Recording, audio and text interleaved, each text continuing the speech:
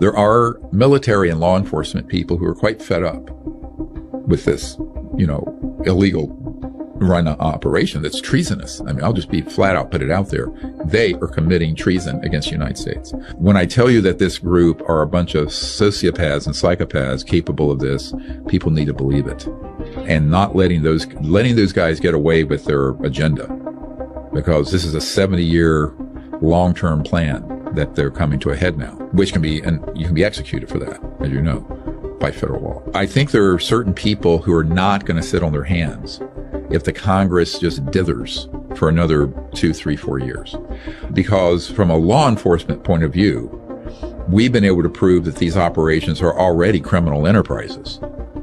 And by the way, anyone who's listening who is an attorney, we're starting our own legal fund to sue all these corporations for these technologies under the civilian RICO provision, racketeering influence corrupt organization. It's been used against the mafia. I always point out to people, this organization is the world's largest and deadliest mafia. So you can invoke that RICO Act that was passed in 1970 as a civilian organization, which is what we're about to do.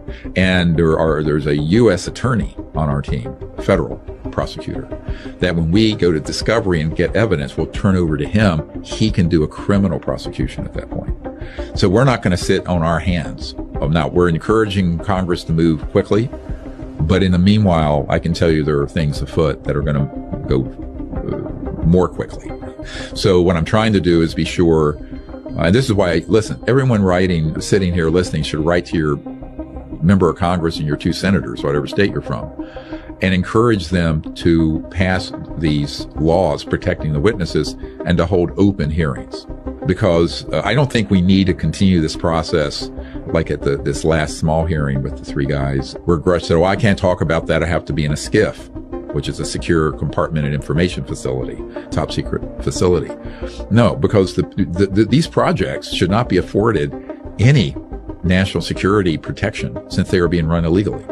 I think we should take a much more aggressive stand towards fully open hearings on this, which we've been calling for 30 years. But I think your listeners have more power than they realize if they were to write their member of Congress, their representative in the House, and their 2 senators, because they need to hear from the people. They need to hear that the people care about this issue. The most dangerous is their capabilities to stage a alien invasion that would convince everyone that's false, and B, things that they can do geophysically.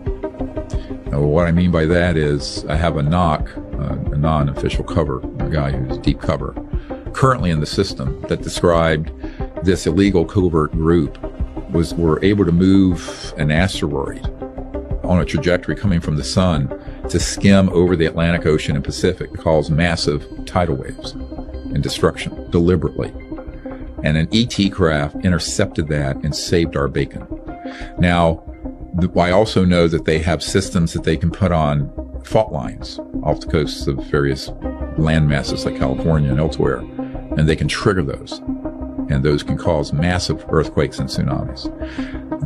When I tell you that this group are a bunch of sociopaths and psychopaths capable of this, people need to believe it. And not letting those guys get away with their agenda.